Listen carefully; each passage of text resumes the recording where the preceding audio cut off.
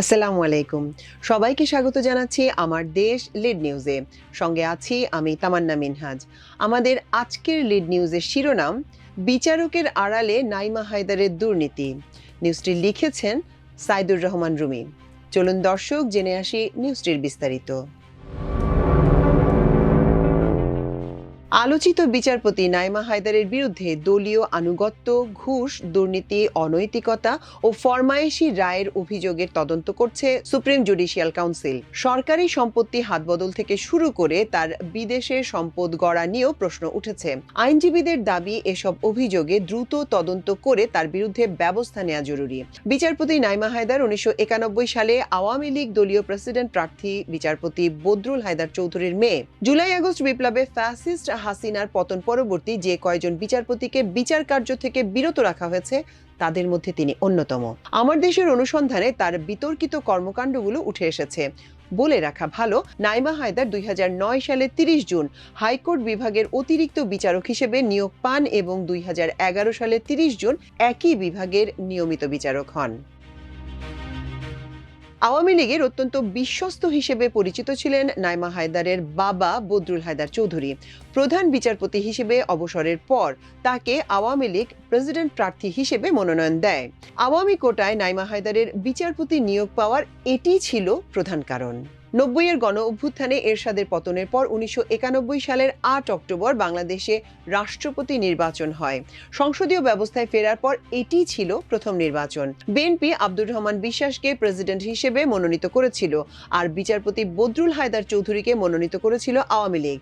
ওই নির্বাচনে আওয়ামী লীগ মনোনীত প্রার্থী নাইমা হায়দারের বাবা বিচারপতি বদরুল হায়দার চৌধুরী বিএনপির প্রার্থী আব্দুর রহমান বিশ্বাসের কাছে বিপুল ভোটে পরাজিত হন। এটি ছিল বাংলাদেশের সর্বশেষ প্রতিদ্বন্দ্বিতামূলক রাষ্ট্রপতি নির্বাচন।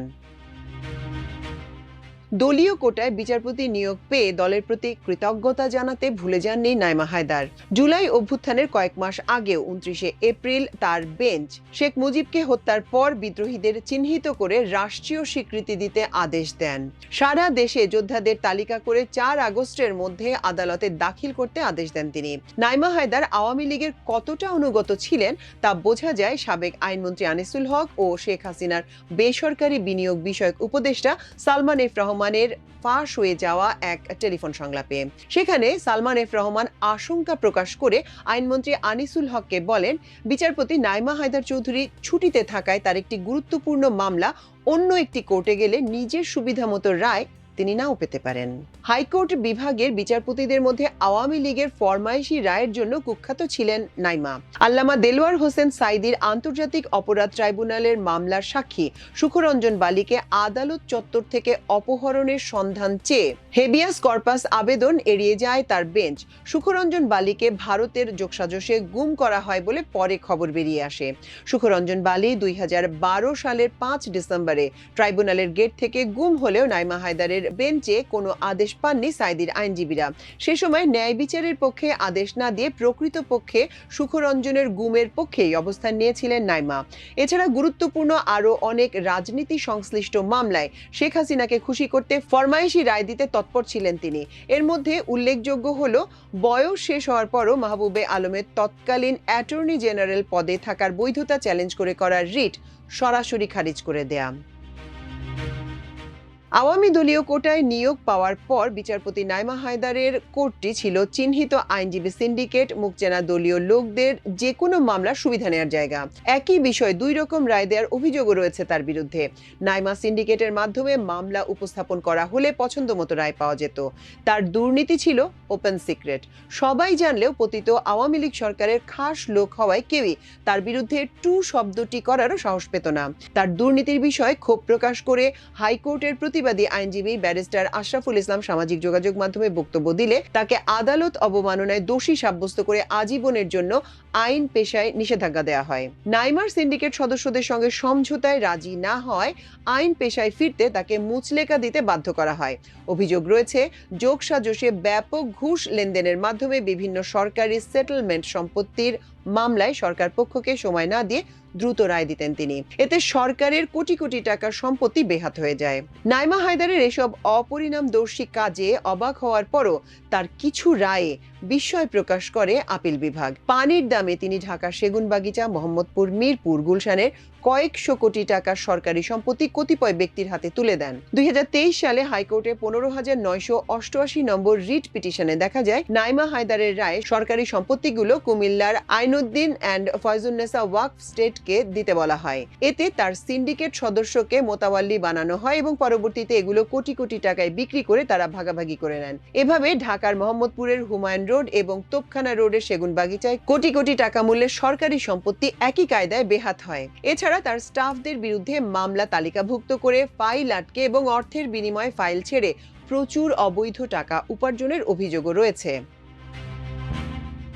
নাইমা হায়দার সম্পর্কে চাঞ্চল্যকর আরেকটি অভিযোগ হলো তিনি নিজে কোনো রায় লিখতেন না। তার মামলার রায়গুলো সিন্ডিকেট সদস্যরাই লিখে দিতেন, তিনি শুধু স্বাক্ষর করতেন। অভিযোগ রয়েছে তিনি কখনোই পূর্ণ সময় আদালতে বসতেন না। সিন্ডিকেট আইনজীবীরা অধিকাংশ সময় তার খাস কামরায় আড্ডা এবং খানাপিনা করতেন, যা বিচারপতি আচরণ বিধির চরম লঙ্ঘন। তার কোর্টে নিয়মিত মামলা পরিচালনা করা অনেকেই বিষয়টি জানতেন। এ নিয়ে বিভিন্ন সময় সমালোচনা হলেও আওয়ামী লীগের স্বার্থ সংশ্লিষ্টদের সুবিধা হওয়ায় কেউ মুখ খুলতেন না। ব্যাপক তদন্ত করলেও এমন ঘটনা আরো বেরিয়ে আসবে বলে মনে করছেন সংশ্লিষ্টরা। বিভিন্ন সূত্রে জানা যায় নাইমা হায়দারের অবৈধ আয়ের বেশিরভাগই তিনি পাচার করে কানাডায় বাড়ি গাড়ি করেছেন। কানাডার বিভিন্ন জায়গায় তার বেশ কয়েকটি বাড়ি রয়েছে। ছুটি পেলেই তিনি কানাডায় উড়াল দিতেন। সুপ্রিম কোর্ট আইনজীবী সমিতির সভাপতি ব্যারিস্টার এম মাহবুবউদ্দিন খোকন বলেন, যেসব বিচারপতি বিতর্কিত, যারা শপথ লঙ্ঘন করে বিচার কাজ পরিচালনা করেছেন এবং যারা দলীয় মানসিকতা নিয়ে বিচারকের দায়িত্ব পালন করেছেন, তাদের অনতিবিলম্বে অপসারণ করা হবে। সরকারের কাছে আহ্বান জানাই, বিতর্কিত বিচারপতি যারা দলীয় দৃষ্টিভঙ্গি নিয়ে বিচার কার্য পরিচালনা করেছেন, শপথ ভেঙেছেন, তাদের অনতিবিলম্বে পদত্যাগ করতে হবে অথবা সুপ্রিম জুডিশিয়াল কাউন্সিলের মাধ্যমে তদন্ত করে তাদের অপসারণের ব্যবস্থা করতে হবে। বিচারকদের উদ্দেশ্যে সুপ্রিম কোর্ট আইনজীবী সমিতির সভাপতি বলেন, আপনার রাজনৈতিক চিন্তা, বিশ্বাস ও মানসিকতা থাকতে পারে, কিন্তু যে মুহূর্তে বিচারকের আসনে শপথ নেবেন সেই মুহূর্ত থেকে বিচারকের দায়িত্ব পালন করবেন। আপনি দায়িত্বশীল হবেন, কারণ আপনি তো সুপ্রিম কোর্টের বিচারপতি। তিনি আরো বলেন, বিগত 15-16 বছরে আওয়ামী লীগ সরকার সুপ্রিম কোর্টের যে ইজ্জত ও মর্যাদা নষ্ট করেছে তা কভার করতে অনেক সময় লেগে যাবে। বিতর্কিত বিচারপতিদের বিরুদ্ধে এত দেরিতে ব্যবস্থা নেওয়া হচ্ছে কেন, সরকারের প্রতি এমন প্রশ্ন রাখেন ব্যারিস্টার খোকন। সেই সঙ্গে যারা তাদের পুনর্বাসনের চেষ্টা করছে তাদের বিরুদ্ধেও ব্যবস্থা নেওয়ার দাবি জানান তিনি। দর্শক, আমাদের আজকের লিড নিউজের আয়োজন ছিল এই পর্যন্তই। ইনশাআল্লাহ আগামীকাল আবার একই সময় একই চ্যানেলে আপনাদের সামনে আরেকটি লিড নিউজ নিয়ে হাজির হব। সেই পর্যন্ত আল্লাহ আপনাদের সবাইকে ভালো রাখুন, সুস্থ রাখুন এবং দেখুন, শুনুন, পড়ুন, সাবস্ক্রাইব করুন, শেয়ার করুন এবং অবশ্যই কমেন্ট করুন আমার দেশে। এতক্ষণ সঙ্গে থাকার জন্য অশেষ কৃতজ্ঞতা। আল্লাহ হাফেজ।